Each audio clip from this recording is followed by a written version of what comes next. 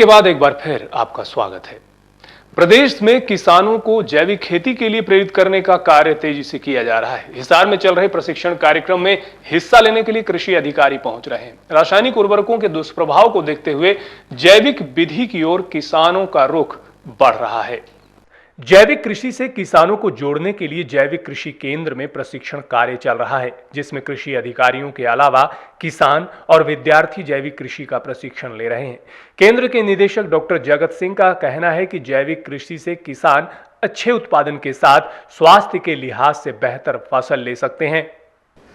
ये केंद्र हरियाणा, पंजाब, जम्मू कश्मीर और हिमाचल प्रदेश में जैविक खेती के क्रियाकलापों को ध्यान में रखते हुए जैविक खेती को प्रमोट करता है।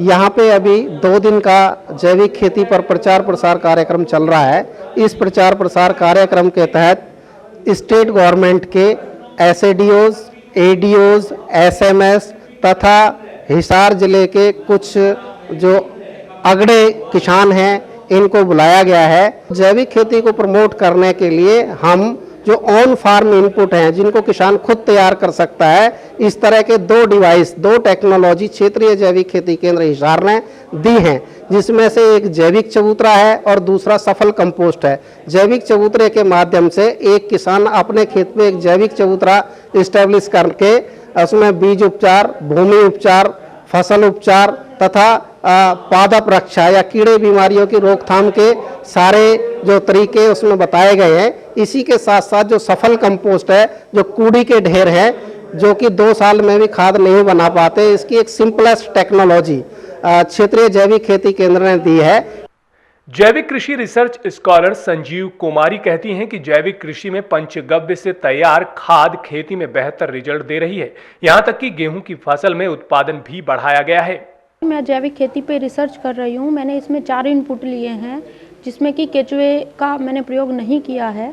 इसमें एक है पंचगव्य। इसमें गाय के जो 5 प्रोडक्ट है, गाय का गोबर, गोमूत्र, दूध, दही और घी, एक ये इनपुट लिया है पंचगव्य। दूसरा जीवामृत है, इसमें गाय का गोबर, गोमूत्र, बेसन और गुड़ लिया है। तीसरा है वर्मी वॉश, जो कि केचुए और केचुए की जो खाद है उसका वाटरी एक्सट्रैक्ट है, उसको एज ए इनपुट लिया है। और चौथा है बैनियन ट्री सॉइल, जो बड़ के पेड़ के नीचे की पुरानी मिट्टी है उसको एज ए फर्टिलाइज़र यूज़ किया है। तो इन चारों इनपुट को यूज़ करके जब रिज़ल्ट हमने देखे तो सबसे बढ़िया रिज़ल्ट जो हमारा प्रोडक्शन में आया है वो पंचगव्य में आया है। अभी जैसे ट्रेनिंग्स होती हैं और एक्सपेरिमेंट लगाए जाते हैं, उनके रिज़ल्ट बहुत बढ़िया आए हैं। जैसे जो मैंने एक्सपेरिमेंट लगाया है वो C306 गेहूँ पे लगाया है, जिसमें कि बोला जाता है कि 30 मन से ज़्यादा प्रोडक्शन नहीं होती। जो हमारे एक्सपेरिमेंटल प्लॉट में जो प्रोडक्शन हुई है वो हमारी 45 से 50 मन तक गई है। तो ऐसा कुछ नहीं है कि प्रोडक्शन कम होगी, तो इसलिए अगर फार्मर इसको करता है तो प्रोडक्शन में कोई कमी नहीं है। दूसरा ये बात मैं बताना चाहूँगी कि रेट अप्रोक्सीमेट डबल मिलता है या 1.5 गुना तो मिलता ही है। अगर प्रोडक्शन कम भी होती है तो उतना पैसा फार्मर को मिल जाएगा जितना कि वो रासायनिक खेती करके।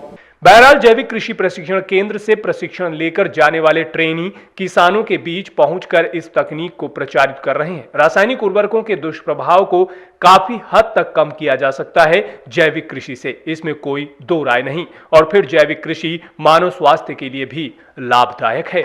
सेकंड टाइम आई हूँ मैं इस ट्रेनिंग पे। ट्रेनिंग के दौरान फर्स्ट टाइम में जो भी सीख के गई थी वो मैंने किसानों को बताया है। डाटा गुराना खानपुर में हमने कैंप भी लगाए थे स्पेशल फॉर लेडीज़, और यूटिलाइजेशन ऑफ गोबर के ऊपर से हमने पंचगव्य जो यहाँ सीख के गई थी। 27 गाँव में चल रहा है ये अभी, और भी हमारी कोशिश चल रही है इसको करवाने की। और हर कैंप में हम ये वो बीड फार्म का कैंप है, चाहे वो खानपुर में लगाया था या डाटा में, हम ऑर्गेनिक फार्मिंग की सर ट्रेनिंग देते हैं फार्मर्स को। वो इस चीज़ को फॉलो भी कर रहे हैं सर। इसमें पैदावार भी अच्छी है। और सर दूसरी बात ये है कि हमारे देश में जो गोडाउन्स अनाज के भरे पड़े हैं और सड़ रहे हैं सर, वो बिक नहीं रहे हैं, तो उसकी क्या ज़रूरत है। यदि मतलब ऑर्गेनिक फार्मिंग में थोड़ी कम भी हो जाएगी पैदावार तो कोई इफेक्ट नहीं पड़ता है।